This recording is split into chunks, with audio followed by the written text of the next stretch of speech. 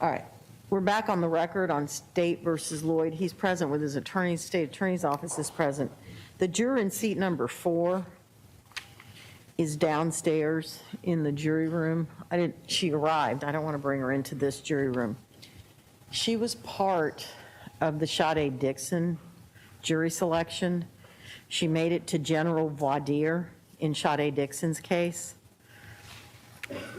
State, any objections to her participating in this one? No, Your Honor.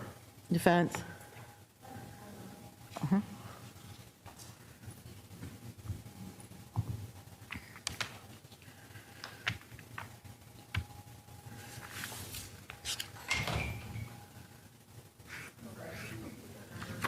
It's juror number 4, panel 7, 226. Seat 4. C4, yeah.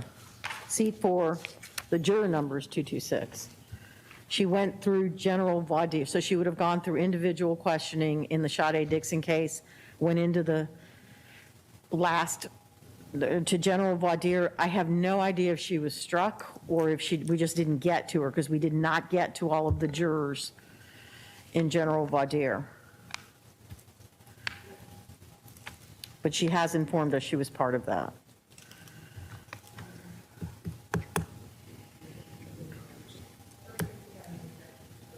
Just staying? All right, that's fine. Okay, she needs to remain. Juror in seat number 13, please.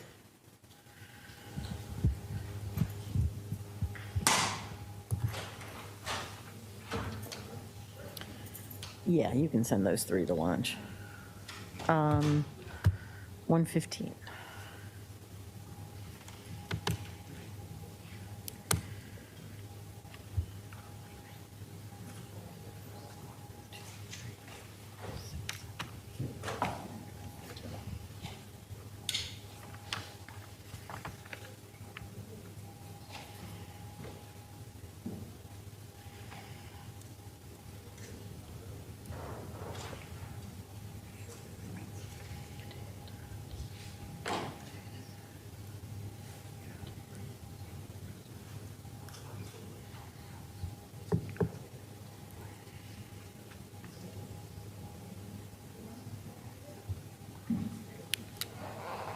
With the 2 o'clocks. Just, at this point, just put them in with the 2 o'clocks.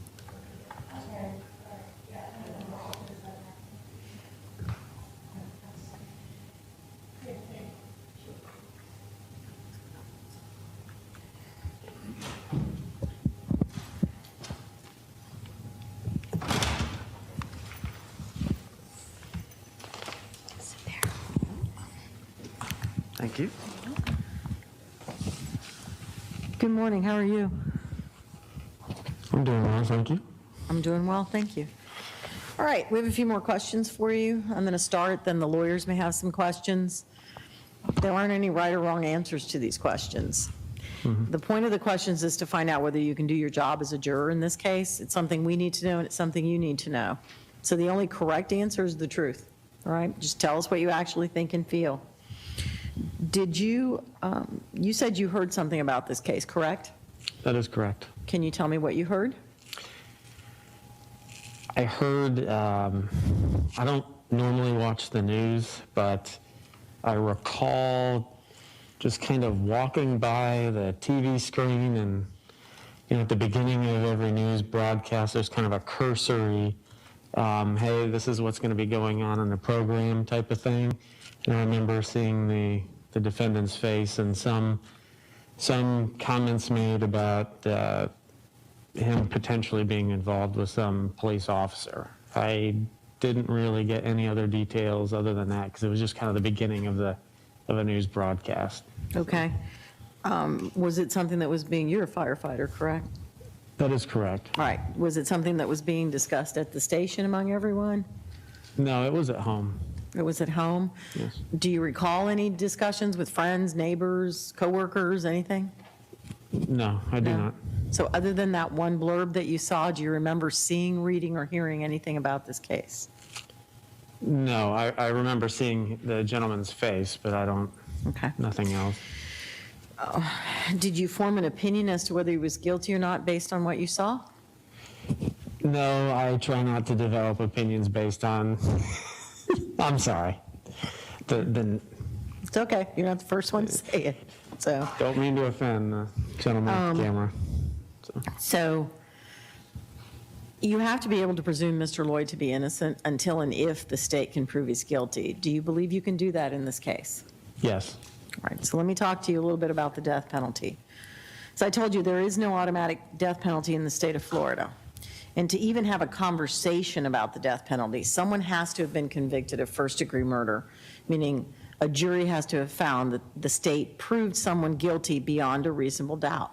First-degree murder is premeditated murder, intentionally killing someone without any legal justification for it. Follow me? Yes. Okay. Is there anything about that that would cause you to automatically vote for death?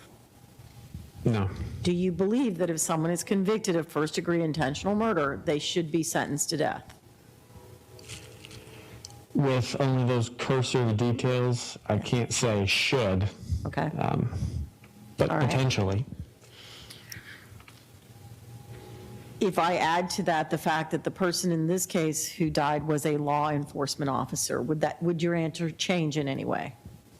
No. Okay. And if I add to that the fact that Mr. Loyd has been previously convicted of murder, as I told you, Ms. Dixon and the unborn child, would your answer change in any way? No. Okay.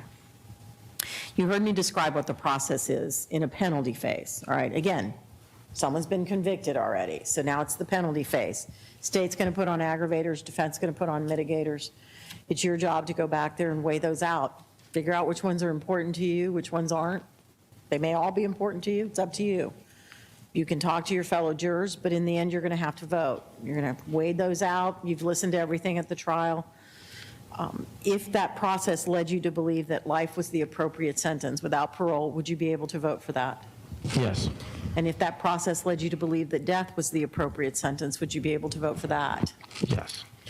Right, the insanity defense, Mr. Loyd has raised it. It's in the guilt phase of the trial where you're trying to determine whether or not he's guilty. The burden's on the defense. So if at the end of the guilt phase, the state's put on all their evidence, defense has put on all their evidence, the defense's evidence convinces you that he was insane at the time this occurred, would you be able to return a verdict of not guilty by reason of insanity?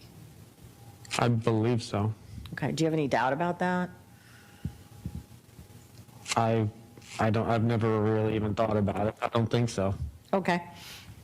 And then lastly, the previous conviction for murder, can you put that aside in determining whether or not he's guilty in this case? They're two separate cases. You gave me an order to do so, and I can do so. All right. Thank you, sir. I don't have any other questions for you. I believe the attorneys do. Mr. Williams, you may inquire. Thank you, Your Honor. Good morning, sir. Good morning. So, given that the process we have, while sensical, is a step-by-step process, I'd like to make sure that I go through it with you so that you have proper context for the questions I'm going to ask, okay? Understood. I don't think you're dumb. I know you listen to the judge. It's just, I want to make sure that we are on the same page. So, I've been called worse. fair enough. So let's start with, because it's related to the guilt phase, when the jury decides whether or not Mr. Loyd committed first-degree murder, the insanity defense. Have you personally or anyone close to you dealt with the issue of mental illness in the past? Yes. All right. Without telling me too much detail, can you tell me who that person or persons were to you that dealt with that issue? Brother, father. Did they actually seek treatment of some sort for that illness? Yes, sir. In your view, based upon what you know, did that treatment help? Yes and no. Yes and no. Okay. Based upon your personal experience, do you believe that mental illness is real? Yes, sir. I ask you that because maybe you know there are members of our community who do not believe that it's real and would even say that it can be used as an excuse. I assume, but if I'm wrong, tell me that you don't fall in that category. I believe almost anything can be used as an excuse. So, that being said, it's difficult to answer the question with no details Yes, based sir. on the situation. So I'll ask a better question. Well, would you agree that you believe mental illness is real, and that because you believe that, you fairly weigh a defense of insanity if it were proven to you? Absolutely. Okay, thank you.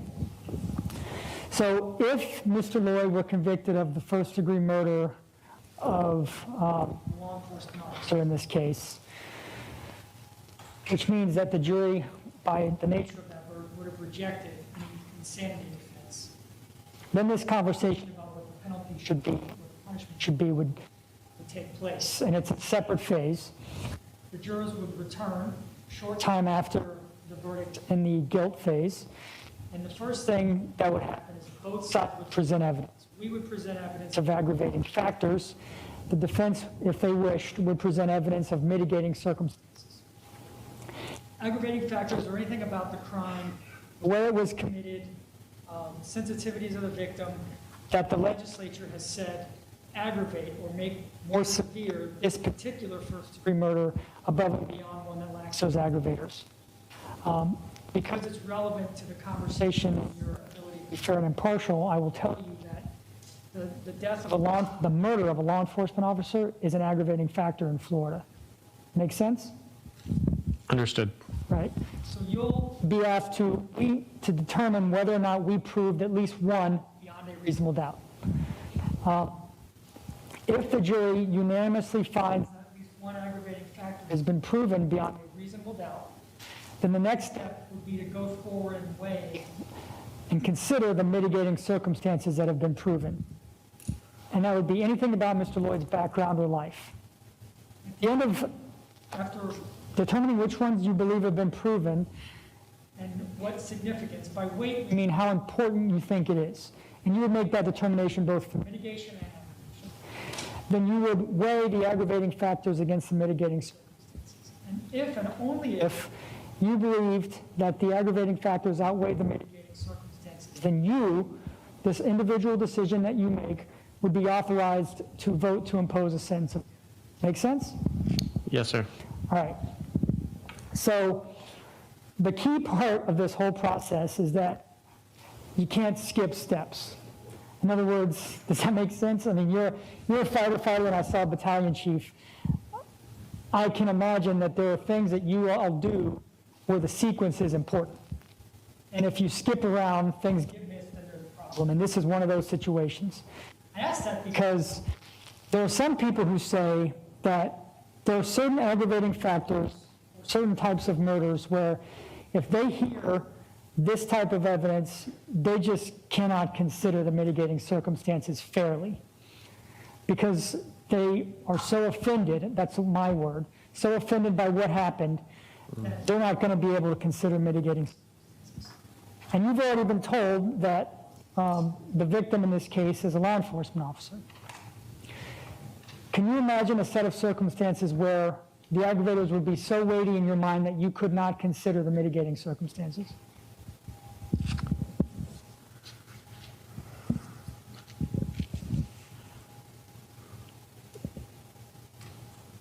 The simple answer is no, I cannot imagine a reason that I could not Okay. consider mitigating circumstances.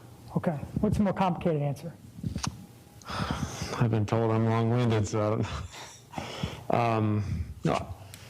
Based on the nature of knowledge itself, I understand that I cannot know everything or understand everything all the time. Therefore, if I'm going to sit here and consider the millions of hypothetical reasons for this or that, it would Right. In other words, you not can't consider possibly the universe of possibilities. Understood. that number of 2 points. It's just- Yes, sir. I understand what you're saying, and I appreciate you explaining your answer, and I get it, so we're good. Going back to this idea of, are you picking up the distinction between meaningfully considering something and how much weight to give it? see the difference between those two things in this process? Please repeat. Sure. It's one thing, you're going to be asked to meaningfully consider the aggravators and the mitigators. And then you're also going to be asked to give them weight or significance. Do you see the distinction between meaningfully considering something and then deciding how much weight to give it? Yes, sir. Is there, if the defense were to present evidence to you that Mr. Loyd had been the victim of racism or had suffered the effects of racism in his life, could you give meaningful consideration to that as a piece of mitigating evidence, regardless of how much weight you gave it, a lot or little, at the second part of that process? I can absolutely consider that because it is my duty to do so. Same thing if he had been abused as a child, or any other fact you heard about him, could you consider it as well as give weight to it? Yes, sir. Anything about the process, that lengthy process that I just described to you, you think would provide any problem or present any problem to you going through the process as a juror? No, sir. Can you tell me, on a scale of 1 to 10, 1 being you really don't want to be here, you're going to run out screaming if you get the opportunity, and 10 being you really want to be here, where you fall on that scale 1 to 10 as to your participation in this trial as a juror? Well, are you familiar with the ontological work ethic? No. Basically, breaking it down to simple, I am in this position, therefore it's my duty to do what is right, and that is my desire. Therefore, if I am here to act or conduct myself a particular way, then I will do so, and that is my desire. So, how do I numerically rate that? You don't need to. You've answered my question. Okay. Thank you. Is there anything else in your life or background of experiences that you think we should know about you, given that we're trying to select the most fair and impartial jury to hear this important case? By way of example, sometimes people say, several years ago I had a loved one who was murdered, and I went to the trial, and that had a lasting impact on me. Hopefully nothing like that is in your past, and usually there is something that pops into your mind right away. But is there anything like that you think we should know about before I sit down and don't ask any further questions? No, sir. Thank you very much. Thank you, Your Honor. Thank you. You're welcome. Ms. Miller, you may inquire.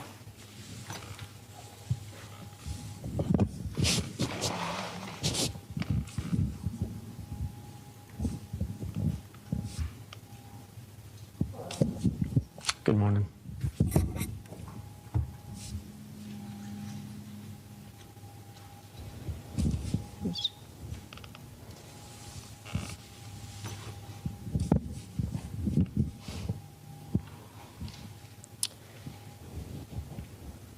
You were just talking about, if I heard you correctly, ontological processing or theory development? Deontological. Latin deos meaning God. Okay. And it is your duty to follow the law as a part of that sort of working theory? Correct. Okay.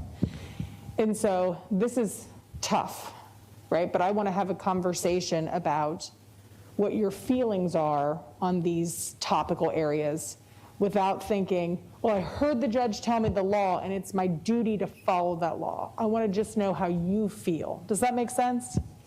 Absolutely. You think you can do that? Okay. When you were answering the judge's questions about the defense of not guilty by reason of insanity, and that's what I just wanted to get my notes, and if it had been proven, that defense, could you find a defendant not guilty by reason of insanity? And your answer was, I believe so. Which suggests to me some equivocation, right? It's not a yes or no answer. So tell me what you were thinking when you say, I believe so. Because without any detail, it's difficult to say, 100% absolute without details. Not everything in life is copy-paste, so to speak. Therefore, informed decision or an informed yes or no. It's depending on details. And that, Right. Go ahead, I'm sorry. No, I go ahead. I appreciate your long-windedness. I have also been accused of the same. So if there's something else that I interrupted, please finish. no, go. Okay. The reason we ask, or I ask this question, right, is I think people fundamentally understand the idea of finding somebody not guilty by reason of insanity. That mental health is real, it can affect people, their ability to understand right or wrong. With me? I'm with you. But the idea of actually finding someone not guilty, not legally responsible for the crime of first-degree murder, which is the intentional premeditated killing of an innocent victim, and in this case, a law enforcement officer. Right? And so that is what we're asking you, not in a hypothetical scenario, but in a real-life courtroom scenario. And this is my only opportunity to speak with you. And it is our job to find folks that are the right fit for this case, and it's not a value judgment on any particular juror. And so the question is for you, knowing that this case involves the murder of a law enforcement officer in a cold-blooded execution-style way, stood over her and killed her because she was a law enforcement officer, is that something that you could find a defendant not guilty by reason of insanity? Yes, if the details, in my opinion, prove that. Okay. And that's what, it is our burden. It's the defense's burden to prove that by clear and convincing evidence. And so you will hear testimony about the defense of insanity. It's a lesser standard than beyond a reasonable doubt. Does that bother you? Should we be held to the same burden as the state? Doesn't bother me. Okay. Get one other thing.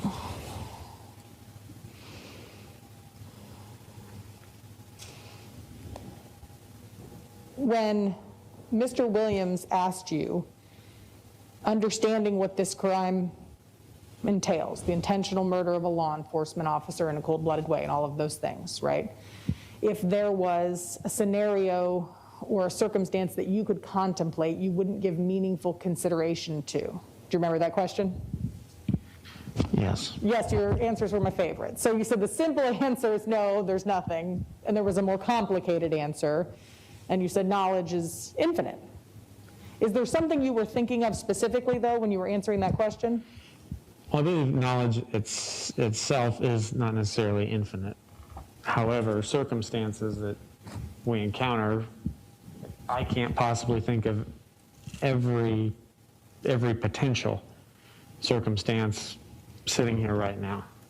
Therefore, I can answer in the positive that, or rather negative, unless I'm getting hungry and not confused. I follow. That there would be circumstances that could either, I could go this way or that way. Sure.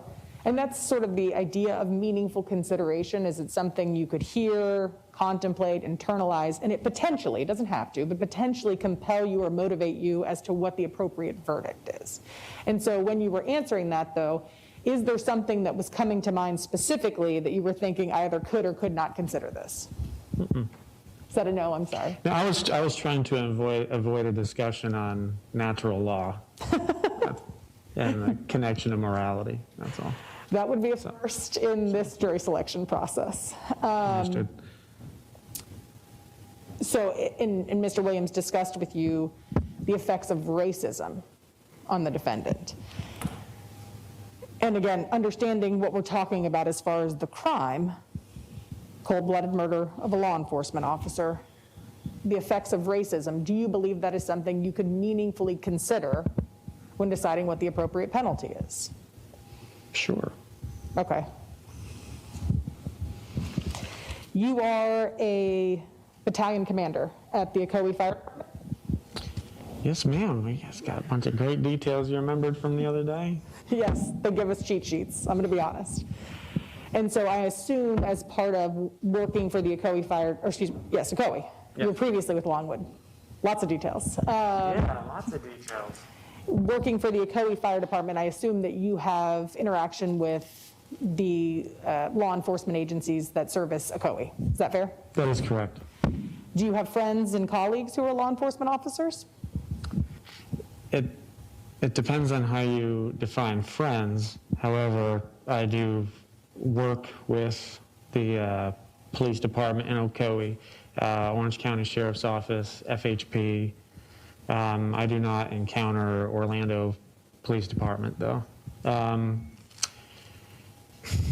could only tell you, 2 or 3 by name, the officers with the Ocoee Fire Department. I don't work, I don't know them on a personal basis. Okay. So, Well, and understanding, again, you're going to be gone for 3 weeks. And so sure.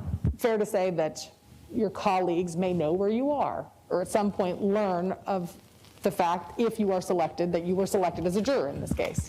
I would have to extrapolate because I certainly am not telling anyone. Oh, no, I know. The judge has instructed everyone, and I have no reason to think. And when the case is done, you can talk about it as little or as much as you want, once it's all over. But again, understanding that at some point you're going to go back to work and your colleagues may say, hey, where were you? Right, and this come up. And so the conversation I want to have with you is, what are your thoughts on going back to work at the fire station with your firefighters and colleagues who are in law enforcement if you were to find Mr. Loyd not guilty? Do you think that that would be difficult given your employment? I don't believe my employment would make a difference. Like, do you understand sort of where I'm getting at? Is like, do you think that you would feel pressure knowing that you continue to work with law enforcement and that they're your colleagues to either convict Mr. Loyd or to sentence Mr. Loyd to death? I don't think so, but almost anything's possible, but I don't think so. Okay. Your answer suggested a little bit of hesitation. Is there anything beyond just, No, I'm trying to imagine. Trying to put myself into the future, assuming whatever happens, and in this fictitious, then whatever world that I am now hypothesizing, what everyone's going to think. So it's a difficult question. However, I can't imagine that I would feel any pressure. okay. And sort of envisioning yourself deliberating, thinking, if I don't convict this man, I'm going to have to go back to work with all of these cops. And that's where envisioning that scenario, would it affect your deliberation either as to guilt or innocence or to life or death? Absolutely not. Okay. You can appreciate that folks often have differing opinions on these subject matters. Fair? Absolutely. And that's why the law in Florida, death is never required. Not in any case, not in the worst conceivable case you can imagine. Death is not required, okay? And so that's what Mr. Williams discussed, that process where the state has, if we're in the penalty phase, that second part of the trial, the state has to prove the existence of at least one aggravating factor beyond a reasonable doubt, that it's sufficient to warrant the death penalty, that aggravation outweighs mitigation. And the last question is death the appropriate penalty in this case? And the answer is never required to be yes, right? So you could check yes, yes, yes, and still say, no, I'm not voting for death in this case. Does that make sense? Yes. If one juror decides that life should be the verdict, then life will be the verdict. Are you okay with that? Yes. We talk a lot about mitigation. It is why any juror would choose life or not choose death. It does not have to be unanimous. It can be unique to each individual juror, and it can be even something seemingly small, like a smile observed between the defendant and a family member, for that juror saying, I saw that, and I assigned the way to life, or I'm not giving the death penalty today because of that, and that's okay. With me? Absolutely. I mean, in a philosophical sense, I imagine you understand all this, yes? Yeah, it's an essential component of our common law system. Right, and so that's what, in order for a just verdict to be returned in this courtroom, all 12 jurors' individual moral assessments about whether or not Mr. Loyd lives or dies have to be heard in this courtroom. That's your duty, your right, and your responsibility, okay? Yes. And that oftentimes folks can get heated or contentious, and you have the right to engage in a deliberation process or engage with other jurors, and you also have the right to say, we're done, right? I've reached an individual moral assessment. And so you certainly aren't going to badger any other jurors to agree with you, correct? That is correct. And not going to, you wouldn't expect anybody to do that to you. Yeah, I have no necessarily any trust that anyone else isn't going to try to, manipulate me. However, I can assure you I will not try to manipulate anyone else. Okay, and so that's a fair point, that maybe someone would, you can appreciate that if you have reached an individual moral assessment, and it's for life, and that's not being respected, you have the right to say, we're done, deputy, please get the judge, we're going home. Can you do that? Absolutely. Can I have just a moment, Your Honor? Yes, ma'am.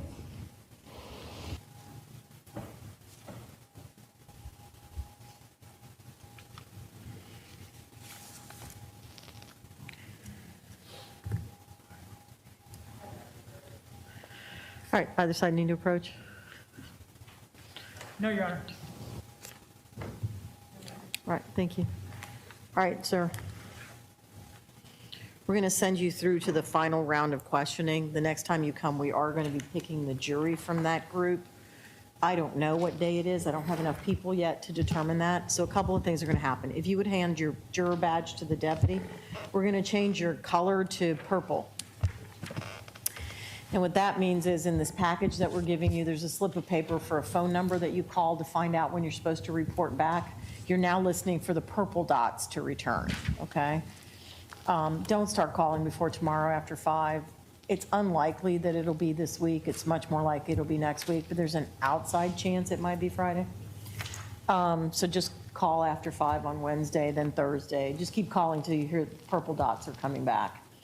We're picking the jury that day, which means we're sequestering the jury that day. So when you come back, you need to have packed your suitcase. Just leave it in your vehicle. If you're picked as a juror, we'll go get it for you. If you're not, then not a problem. You just take it back home with you. There's also a sequestration package in there that explains in more detail what it's like to be sequestered, what the rules are, and what we suggest you pack and bring with you. And lastly, there's a letter for your employer to let them know that you're being called back for another day of jury selection. Do you have any questions? I do not. All right, thank you so much for your time. Have a great day. You're free to go today. We'll Thank see you you. next time. Thank you. All right, folks, we're going to break for lunch. Return at 1:15, please. I've sent the other jurors out. Court's in recess.